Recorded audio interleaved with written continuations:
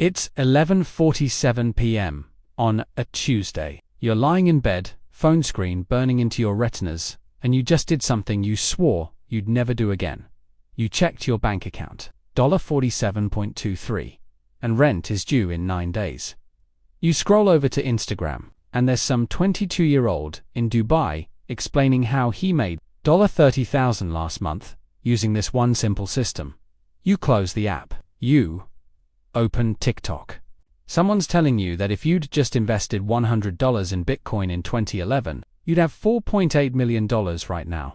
You close that app too, and then you do the thing we all do. You open the calculator app on your phone and you start typing numbers. If I save $500 a month, no, wait, if I save $300 a month for 40 years at 8%, and the number that comes back makes you feel like you just got punched in the stomach. Because here's the brutal truth. Nobody on your For You page wants to tell you. If you're starting from zero in 2026, the path forward feels impossible. Inflation ate your raise. Rent went up 11%. Eggs are somehow $7. And every financial guru online is screaming at you to just invest in the S&P 500 inches like you have disposable income lying around in the first place.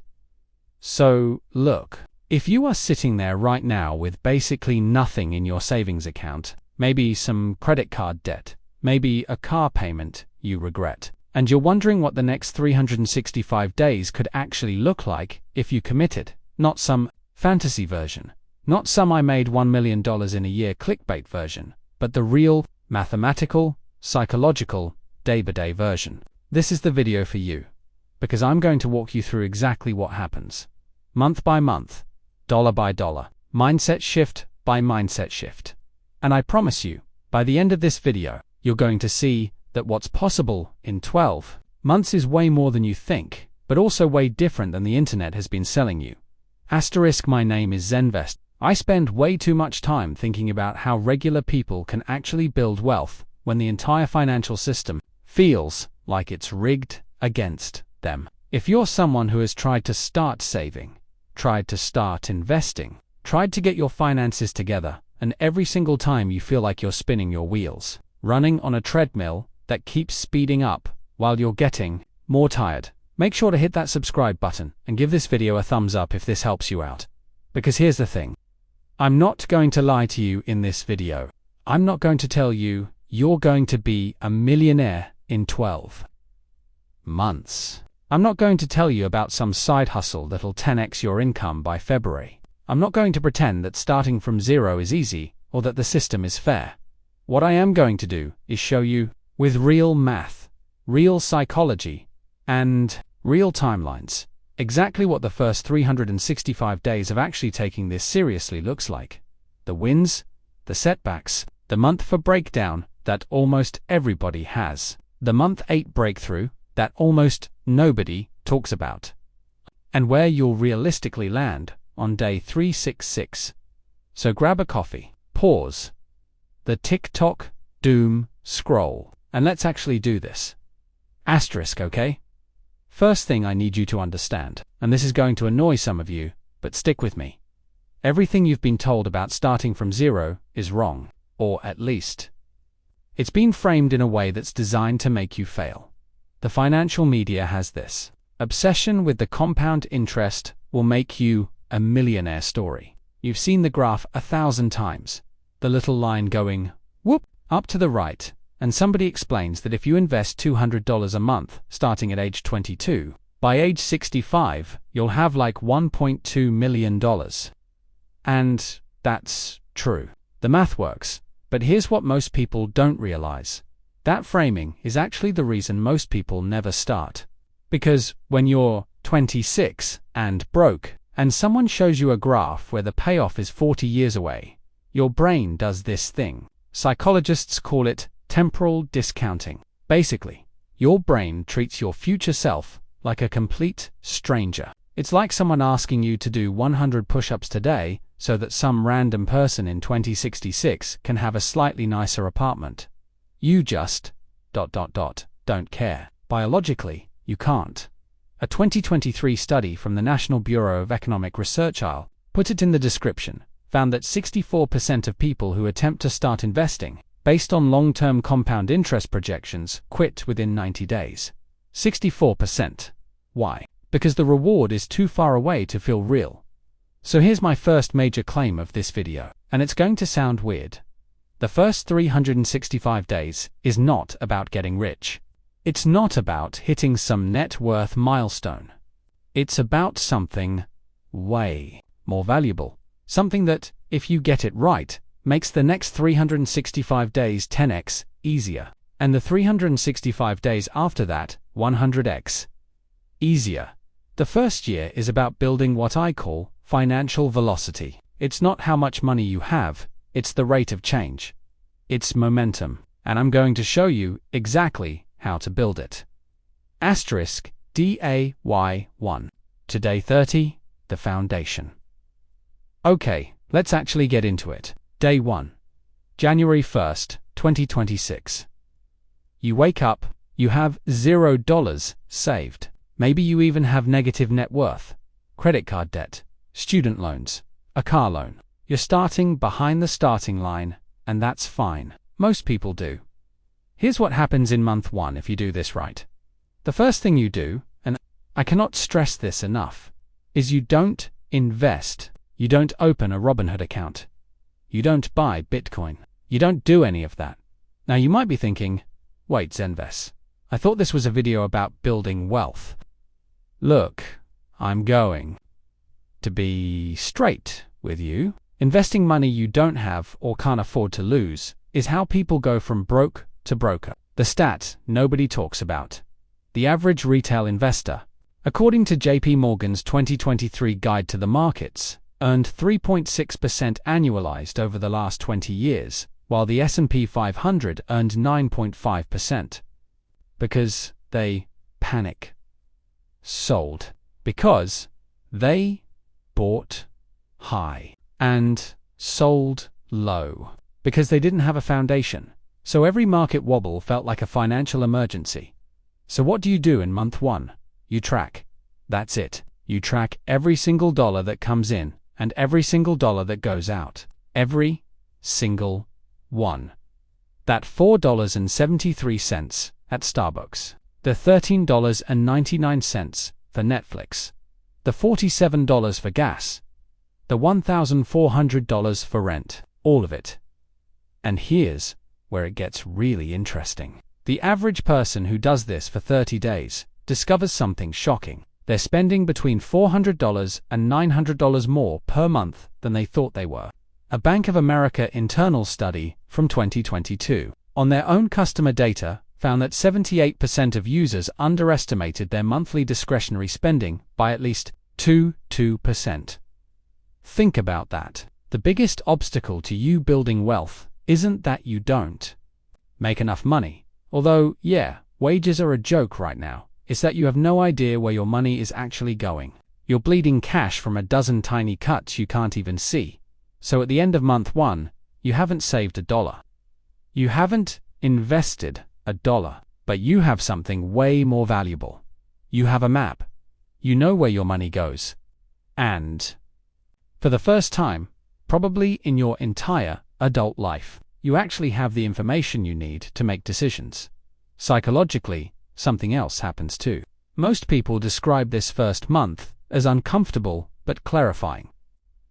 You're going to feel some shame. You're going to see numbers that make you wince. That's normal. That's the feeling of your ego catching up to your reality. And it's the exact feeling you need to unlock, change. Day 31 to day 60. The defense, month 2. Now it gets real. You've got your tracking. You know your leaks. Now we plug them. Not all of them. Don't try to be a hero. Here's the mistake everybody makes. They go on some aggressive austerity budget where they cut everything. Eat rice and beans. Never go out. Never have fun. And by week 3, they blow up and binge spend $400 at Target. It's the exact same psychology as a crash diet. It doesn't work. Research out of the University of Minnesota found that extreme financial restriction has a 91% failure rate within 60 days, which is actually worse than the crash diet failure rate. So, here's what you do instead. You identify your top 3 invisible leaks: the subscriptions, the delivery fees, the random Amazon purchases, and you cut those, just those 3. That's it. Let me give you a real example. Let's say you're making $4,200 a month after taxes, which is roughly the median American take-home pay in 2025. You tracked for a month. You find out you're spending $78 a month on streaming services you don't watch, $211 a month on food delivery apps, $94 a month on subscription stuff you signed up for and forgot about. That's $383 a month. Okay, $383. That's almost $4,600 a year in your pocket. And you didn't get a raise. You didn't work an extra hour. You didn't side hustle. You just stopped bleeding. And here's the mindset shift that happens in month 2. You start to realize, and this is profound, stick with me. You start to realize that saving money is not about sacrifice. It's about redirecting. Every dollar you save from something you didn't care about is a dollar you can send somewhere you do care about. It's not giving up my latte. It's trading 30 lattes a month for financial freedom. By the end of month 2, you have roughly $400 sitting in a high-yield savings account. I recommend Ally Marcus or Wealthfront, something paying around 4% APY in 2026, which is realistic given where rates have been. $400 doesn't sound like much. But here's the thing, you didn't have $400 before. That's not a small thing. That's a 100% increase in your emergency fund compared to where you started. That's the first taste of velocity. Day 61 to day 120. The breakdown and the breakthrough asterisk. Okay, months 3 and 4. This is where I lose most of you if I'm not careful, so listen carefully. Month 3 is when the initial motivation wears off. You're 2 months in. You've been tracking every dollar. You've been saying no to stuff, and you haven't really felt different. You're still broke. You're still stressed. The novelty is gone and the discipline is starting to feel like a prison. This is what I call the month for wall. And it's where 73% of people who try to do this quit. A 2024 study from Fidelity on new account holders found that median engagement, meaning people actually checking on their accounts and contributing, drops off a cliff at day 92. It's like clockwork. Now, you might be thinking, well, that won't be me. Look, I love the confidence, but statistically, it might be. So let me tell you how to beat it. The month for wall is a psychological problem, not a financial one. Here's what most people don't realize. Humans are not wired for delayed gratification in the way modern finance demands. Our brains evolved in an environment where if you saw a berry, you ate the berry, because the berry might be gone tomorrow. The idea of defer this dopamine hit today so that in 2056 you have a comfortable retirement is like asking your brain to speak a language it doesn't know. So how do you beat it? You create what behavioral economists call proximal rewards. Small, near-term wins that your brain can actually register as a payoff. Here's what I recommend. At the end of month 3, you look at your savings account, which should have somewhere between $600 and $1,200 now, depending on your income, and you do something that sounds insane. You spend 5% of it on yourself, on something you want. I'm serious. If you have $1,000 saved, you pull $50 and you buy yourself something. Not to go back to old habits, but to teach your brain that saving money leads to good things in the short term, not just in 40 years. This is the same technique Duke University behavioral economist Dan Ariely has written about extensively, and it's how you make financial discipline sustainable, long-term, instead of a crash-and-burn cycle. Now, here's where it gets really interesting. Around day 100, so like early April if you started January 1st, something starts to happen that I can't fully explain with math. Your relationship with money starts to shift. You start noticing things you never noticed before. You'll be at the grocery store and you'll see someone throw a $6 bag of chips in their cart without looking at the price. And you'll realize, I used to be that person. You'll get an ad for something you would have impulse bought 6 months ago, and it just ... doesn't pull you anymore. The dopamine hit from seeing your savings account number go up starts to rival, and eventually surpass, the dopamine hit of buying something new. This is the moment. This is the breakthrough. It's around day 100 to day 120, and if you push through the month 4 wall, you hit it. Which means, for the first time, you have a real cushion. A real emergency fund. A real my car broke down, and it's not the end of the world amount. DAY 121 to day 12 day, the debt equation months 5 and 6. Now we have to talk about debt. Because look, if you're like most Americans, starting from zero, you're not really at zero. You're at negative something. The average American in 2025 had $7,951 in credit card debt, and $105 billion is paid in credit card interest every year. Every year. That is the biggest, most silent wealth extraction machine in the entire economy, and it's running through your bank account right now. Here's a number that should genuinely disturb you. If you have $5,000 in credit card debt at 24% APR, which is roughly the 2025 average, and you make only the minimum payment, you will pay that debt off in 22 years. And you'll pay about $11,400 in interest on a $5,000 debt. Think about that. You borrow $5,000 and you pay back 16. You're paying a 220% markup to buy stuff you probably don't even remember. So what do we do in months 5 and 6? We attack. And here's where a lot of financial advice gets it wrong. Everybody talks about the debt avalanche versus debt snowball debate. Avalanche is where you pay off the highest interest rate first, which is mathematically optimal. Snowball is where you pay off the smallest balance first, which is psychologically optimal. Here's what most people don't realize. Dave Ramsey has been telling people to do the snowball for 30 years, and he's right. But not for the reason he says. He says it's about quick wins. The deeper truth is this. Debt isn't just a math problem. Debt is a shame problem. Every time you look at your credit card balance, you feel a little bit of self-hatred. And you can't out-math shame. You can only outwin shame. So in month 5, you take your $2,000 savings cushion, and here's the controversial move. You keep $1,000 as a baby emergency fund, and you throw $1,000 at your smallest debt. You annihilate it. You close the account if you need to. That card is dead.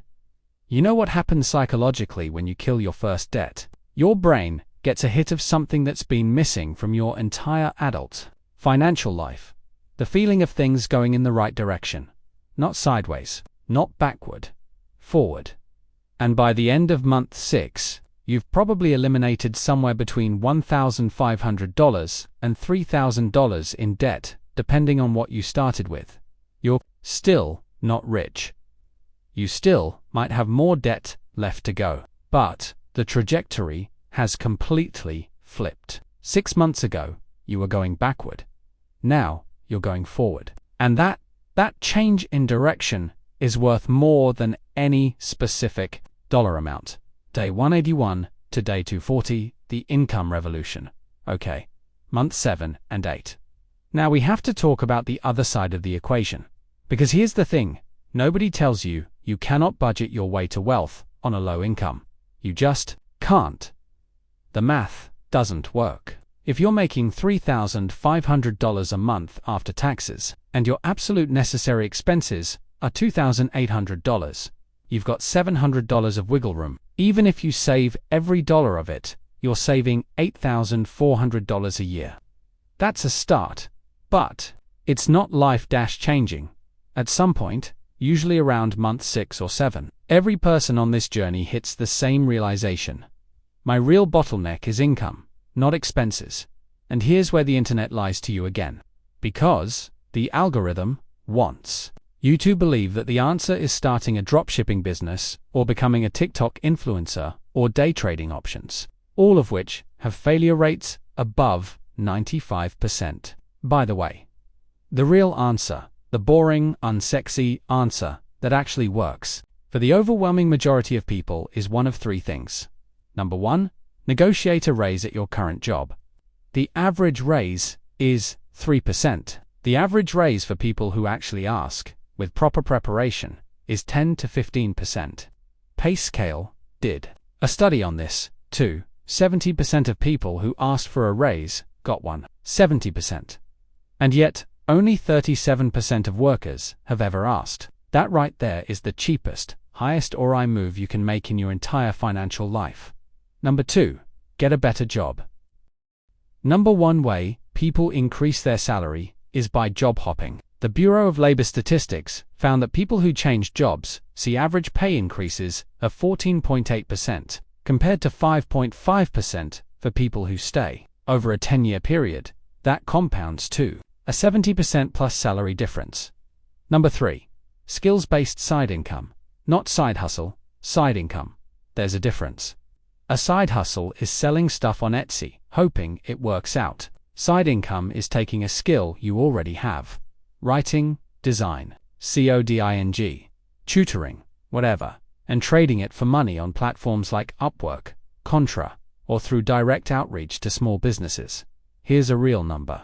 The median freelancer on Upwork in a skilled category earns about $35–$60 an hour. If you put in 6 hours a week, less than an hour a day, at $40 an hour, that's $960 a month in extra income on top of your job. So by the end of month 8, a realistic person following this plan has done one of those 3 things. They've gotten a $400 a month raise, or switched jobs for $700 more a month, or picked up $600 a month in side income, something in that range. And now, NOW. The math changes completely, because that extra $500 to $700 a month isn't just $500 to $700 a month. It's all savings. Your existing expenses are already covered. So every dollar of increased income goes directly to your freedom fund. At $600 a month, that's $7,200 a year, which, combined with the savings you've already built up from cutting expenses, puts you on a completely different trajectory. Day 241 to day 300. The first investment month, 9 and 10. This is it. This is where we finally start investing. Yes, we waited 9 months. Yes, I know every finance guru on YouTube is screaming at me right now.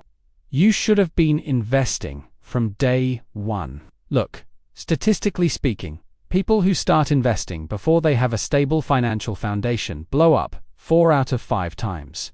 A 2023 Vanguard study on new investor behavior found that investors with less than $1,000 in emergency savings were 340% more likely to liquidate their investments at a loss within 18 months.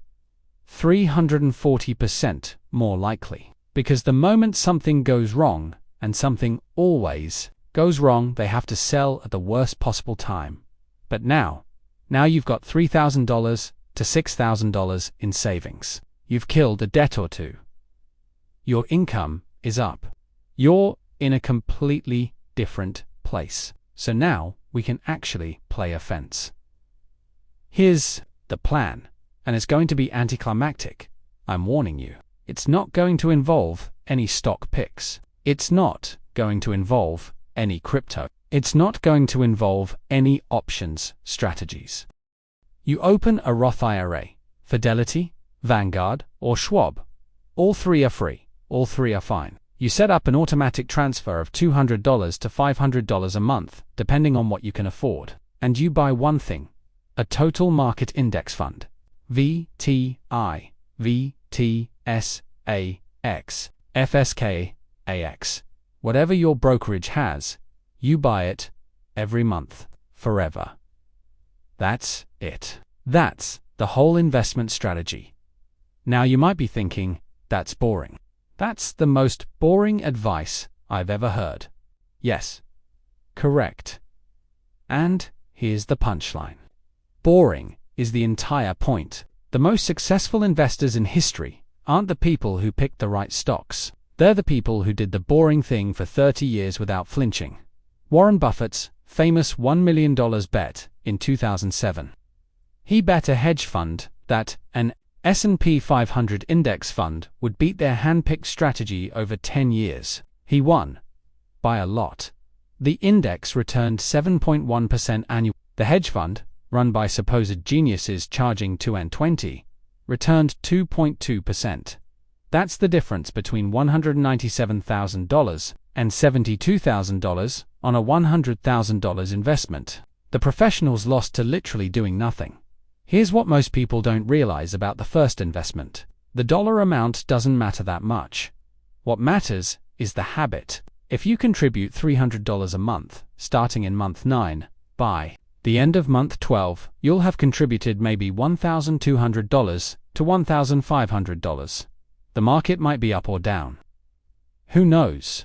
You might have $1,100 or $1,600 at the end of the year. That's not life-changing money. But you've done the thing. You're officially an investor. You're in the game. And every month, for the next 30 or 40 years, that little automatic transfer is going to happen in the background, and you won't even notice it. And the compounding is going to quietly do its work.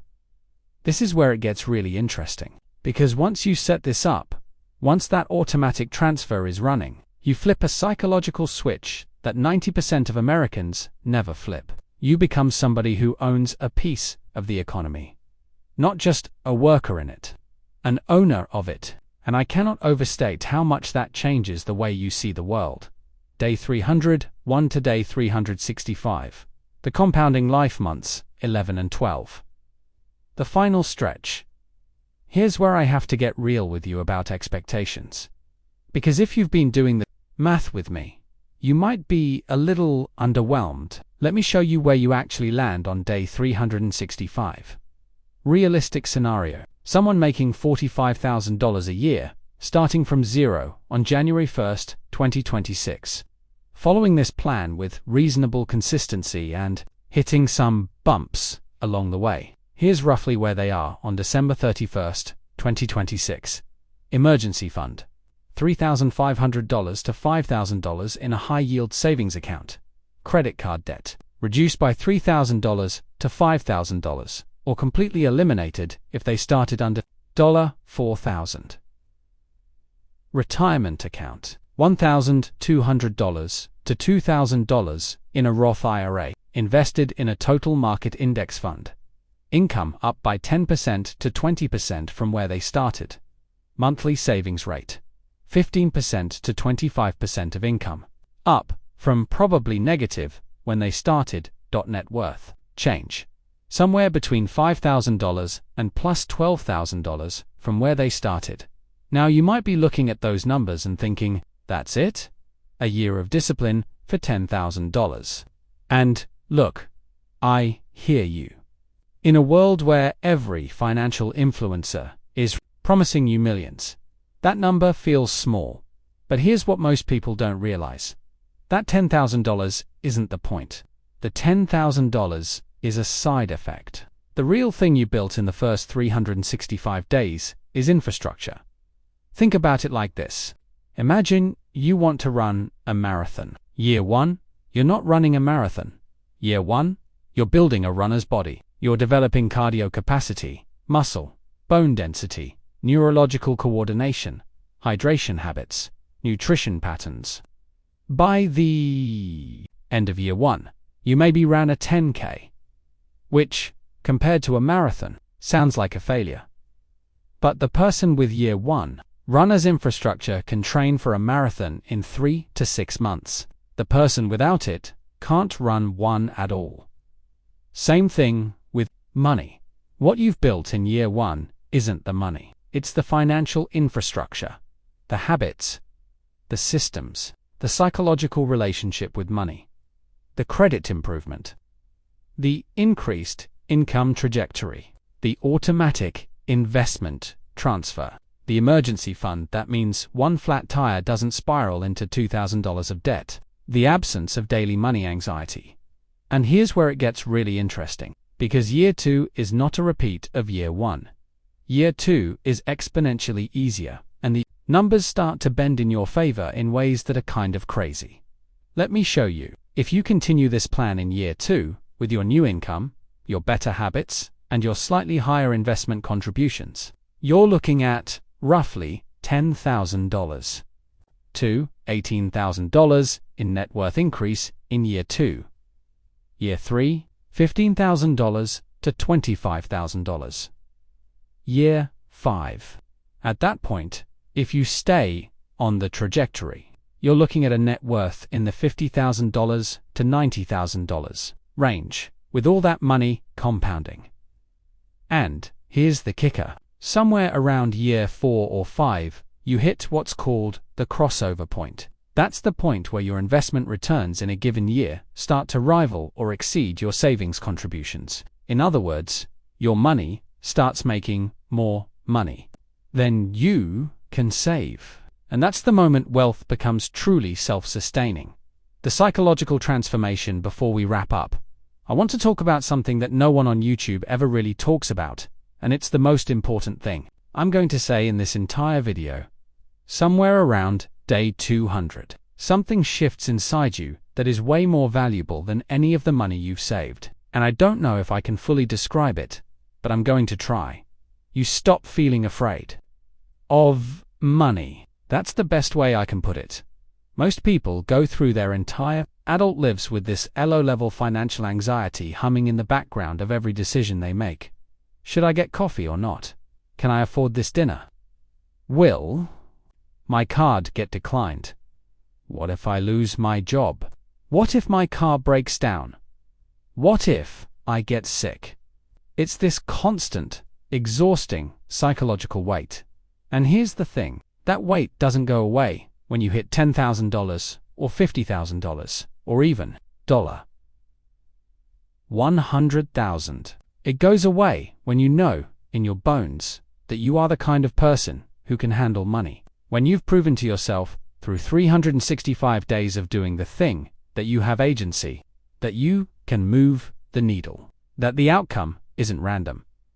There's a concept in psychology called self-efficacy, developed by Albert Bandura in the 1970s.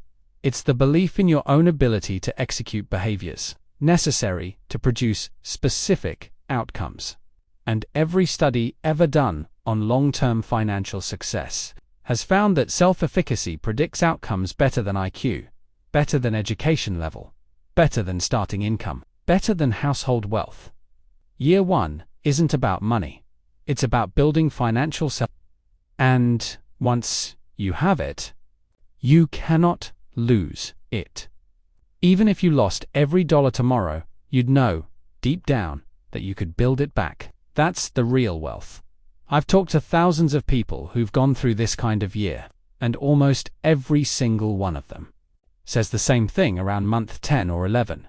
They say, I don't recognize the person I was a year ago. The person who doom-scrolled at 11:47 p.m. checking their $47 bank account. That person is gone, replaced by someone who opens their banking app with curiosity instead of dread. The common objections. Now I know what some of you are thinking. So let me address the 3 most common objections I get on videos like this. Objection 1. This won't work for me because I don't make enough money. Look, I get it. And I'm not going to pretend the math works the same for somebody making $30,000 as somebody making $80,000. It doesn't. But here's the thing. The percentages work the same. The habits work the same. The psychological transformations work the same. You might be saving $100 a month instead of $500. That's fine. The goal in year one is not dollar amount. The goal is velocity. It's direction. It's infrastructure. And here's the cold truth. People making $30,000 a year who follow this plan consistently for 10 years almost always end up wealthier than people making $80,000 a year who don't. There's actually a study on this, the Thomas Stanley Millionaire Next Door. Research that found the median income of self-made millionaires was $89,000. Not a million, 89,000. The difference wasn't income, it was behavior. Objection 2. The system is rigged. Why should I even try? Yes, the system is rigged. Wages haven't kept pace with productivity since 1973. Housing is absurd. Healthcare is a disaster. Student debt is a trap. All true. And none of that changes what's optimal for you to do. I'll give you an analogy. Imagine you're in a rigged poker game. The house takes an unfair cut. Would it make sense to play perfectly, or to say the game is rigged and just throw your chips across the room? The game being rigged makes playing well more important, not less, because the margin of error is smaller. Objection 3. What about inflation? What about the market crashing? What about AI taking my job? Look, you cannot plan for every possible disaster. You can only build resilience. An emergency fund. Low debt. Multiple income streams. Investments in broadly diversified index funds. Skills that transfer.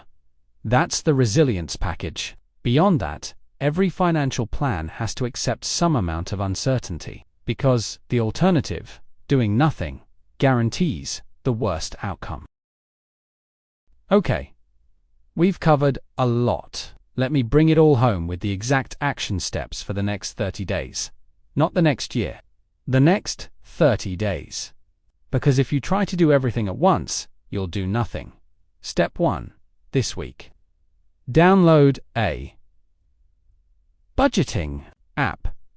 I don't care which one. Monarch, YNAB, Copilot, Rocket Money, even just a spreadsheet. Connect your bank accounts, just ... Look at everything. Step 2. Next week. Open a high-yield savings account at an online bank. Ally, Markers, Wealthfront. Discover. Pick one. Move $50 into it. Just $50. You're planting a flag. Step 3. Week 3. Cancel 3 subscriptions or recurring charges you don't need. If you can't find 3, look harder. Everybody has 3. Step 4. Week 4. Set up an automatic transfer of at least $100 a month, or whatever you can swing from checking to that high-yield savings account. Automate it. Don't rely on willpower. Willpower is a garbage strategy. Systems beat willpower every single time. That's it for month 1. That's all you do. Don't worry about investing yet. Don't worry about debt payoff yet. Don't worry about side hustles yet. We'll get there. Those come in months 2, 5, and 7 respectively. The biggest mistake people make is trying to do everything on day 1. And by day 14 they've burned out, and they're back to square one. This is a marathon. Your year 1 self is not supposed to look like your year 5 self. That's the whole point.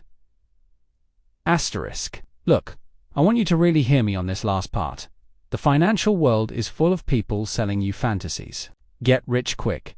Turn $100 into $10,000 in a month. Become a millionaire by 25. It's mostly lies. And even when it's true for the one person who posts about it, it's not true for the 10,000 people who tried the same thing and lost everything. What I've described in this video is not sexy. It's not going to make you famous. It's not going to go viral. But it works. It works with boring, mathematical reliability. It works in bull markets and bear markets. It works in recessions and expansions. It works whether you're 22 or 52. It works because it's built on timeless principles of human behavior and mathematics, not on whatever fad is trending this month. And here's my final thought. The single biggest predictor of whether someone will be wealthy in 20 years is not their starting income, not their education, not their intelligence, not their family background. It's whether they just started, at all. In any way. With any amount. Because the person who saves $20 a month for 20 years ends up richer than the person who plans to save $500 a month as soon as things settle down. Things never settle down. That's the secret. Things are always chaotic. There will always be a reason to wait. There will always be an unexpected expense. There will always be a better time starting next month, next quarter, next year. The people who win with money are the people who look at the chaos, shrug, and start anyway. Imperfectly, messily, with uncertainty. But they start. So, on January 1st, 2026, or honestly, whatever day you're watching this, I want you to be that person. I want you to look at that $47 bank account balance and decide, right now, that it's the last time you're going to see something like that without feeling like you have a plan. Because you do have a plan now. You just watched it. If this video helped you, smash that like button. It genuinely helps the channel a lot. Subscribe if you want more videos breaking down the real math and psychology of money. And drop a comment below telling me where you're starting from. What's your day one look like? Because I read every single one of them. And a year from now, I want you to come back to this comment and tell me how far you came. Thanks for watching. I'm Zip, and I'll see you on day 366.